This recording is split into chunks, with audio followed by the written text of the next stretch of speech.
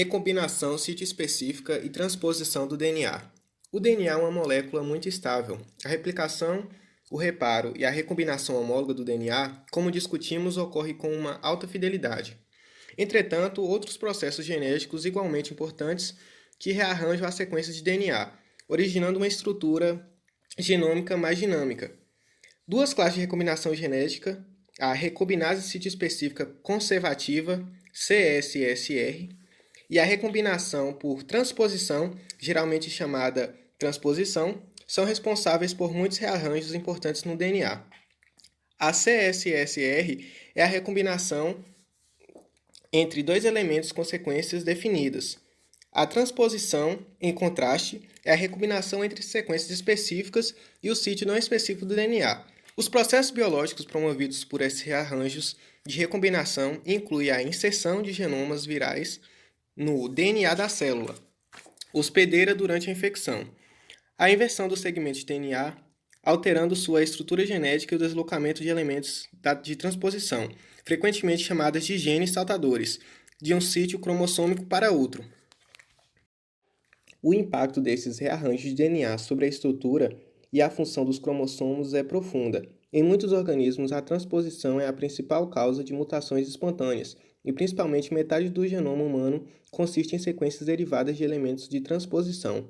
Além disso, como veremos, tanto a infecção viral quanto o desenvolvimento do sistema imune de vertebrados dependem decisivamente desses rearranjos de DNA especializados. A recombinação sítio-específica conservativa e a transposição compartilham características mecanísticas fundamentais.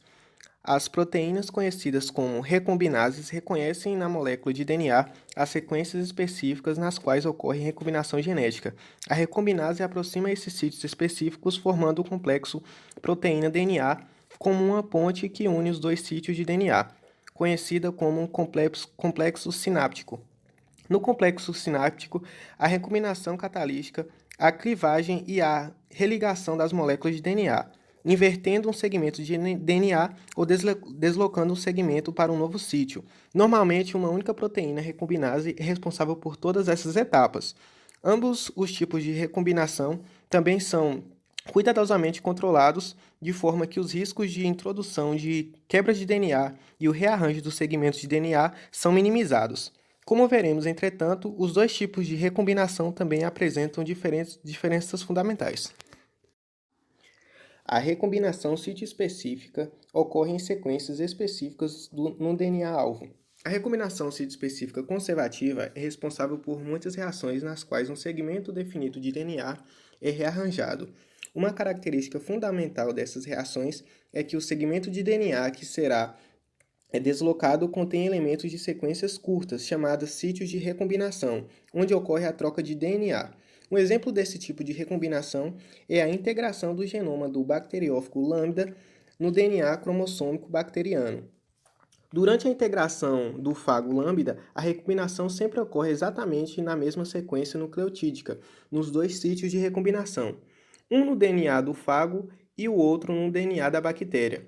Os sítios de recombinação contêm duas classes de elementos de sequências, que são sequências específicas ligadas pela recombinase e sequências onde ocorre a clivagem e a religação do DNA. Os sítios de recombinação são frequentemente muito curtos, com 20 pares de bases ou menos, embora possam ser muito mais longos e apresentem sequências adicionais, nas quais se ligam proteínas. O exemplo de sítio de recombinação mais complexos serão discutidos quando estudarmos as reações de recombinação específica. A CSSR pode gerar três tipos diferentes de rearranjo de DNA. A inserção de um segmento de DNA em um sítio específico, como ocorre durante a integração do DNA do bacteriófago lambda, a remoção de um segmento de DNA ou a inversão de um segmento de DNA. O resultado da recombinação inserção remove ou inversão do DNA depende da organização dos sítios de recombinação na molécula, ou moléculas de DNA que participam do processo. Para entender como a organização do sítio de recombinação determina o tipo de rearranjo de DNA, devemos analisar os segmentos de sequências dos sítios de recombinação em mais detalhes. Cada sítio de recombinação está organizado com um par de sequências de reconhecimento da recombinase posicionadas de forma simétrica. Essas sequências de recombinação flanqueiam uma pequena sequência assimétrica central, conhecidas como região de subcruzamento, onde ocorre a clivagem e a religação do DNA. Recombinases sítio-específicas clivam e religam o DNA através de um intermediário proteína-DNA, covalente ligado. Existem duas famílias de recombinases sítio-específicas conservativas, a serino-recombinases e a tirosino-recombinases. A formação de um intermediário proteína-DNA covalente durante a clivagem do DNA é fundamental para o mecanismo utilizado por ambas as famílias. Nas serino-recombinases, a cadeia lateral de um resíduo de serina presente no sítio ativo da proteína ataca uma ligação fosfodiéster específica no sítio de recombinação. Essa reação introduz uma queda da fita simples no DNA e, simultaneamente, origina uma ligação covalente entre o resíduo de serino e um fosfato desse sítio de clivagem do DNA. Da mesma forma, nas tirosino-recombinases, é a cadeia lateral de um resíduo de tirosina do sítio ativo que ataca e se liga ao DNA. A classificação varia recombinases importantes por família e função biológica. O intermediário proteína-DNA unido covalentemente conserva a energia da ligação fosfodiéster clivada na ligação proteína-DNA. Como resultado, as fitas de DNA podem ser ligadas pela reversão do processo de clivagem. Para a reversão de um grupo OH do DNA, clivado ataca a ligação covalente entre a proteína e o DNA. Esse processo liga covalentemente a quebra do DNA e restaura a recombinase livre. E essa característica do mecanismo de CSSR que contribui para o nome conservativa.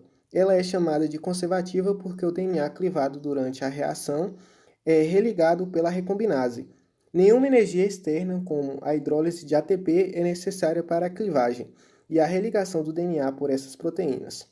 Esse mecanismo de clivagem com o intermediário em ligação covalente não é exclusivo das recombinases. As serino-recombinases introduzem quebras de fita dupla no DNA e permutam as fitas para realizar a recombinação. A CSSR sempre ocorre entre dois sítios de recombinação. Como vimos, esses sítios podem estar na mesma molécula de DNA ou em duas moléculas diferentes. Cada sítio de recombinação é composto por DNA de fita dupla. Portanto, durante a recombinação, 4 fitas simples de DNA devem ser clivadas e depois religadas, desta vez com a fita parceira diferente para gerar o DNA rearranjado.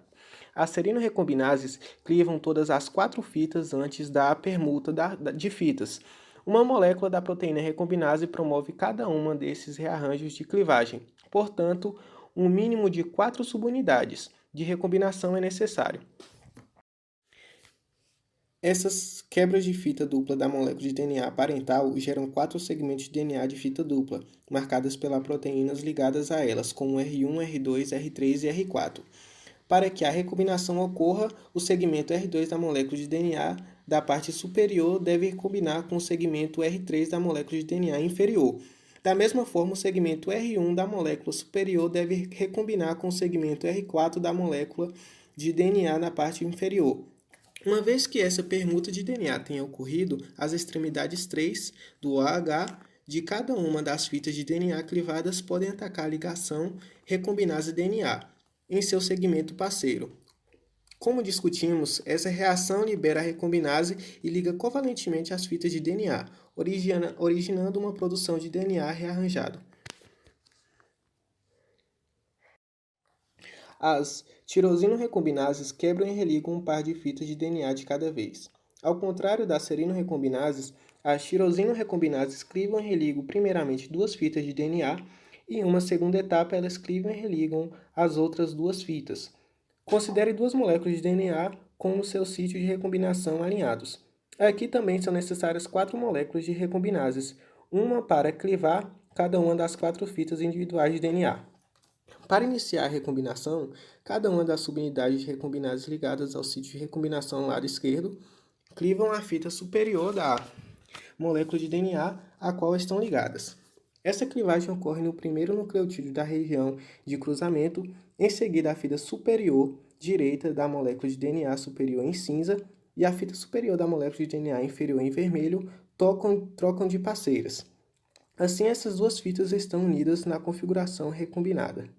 Esse rearranjo de permuta das primeiras fitas gera um intermediário de DNA ramificado conhecido como junções de Holliday. Uma vez terminada a primeira permuta de fitas, duas outras subunidades de recombinases, marcadas por R2 e R4, clivam as fitas inferiores de cada molécula de DNA. Essas fitas, mais uma vez, trocam de parceiras e então são ligadas pela reversão da reação da clivagem. Essa reação de permuta das segundas fitas desfaz a junção de Holliday, originando os produtos de DNA rearranjado.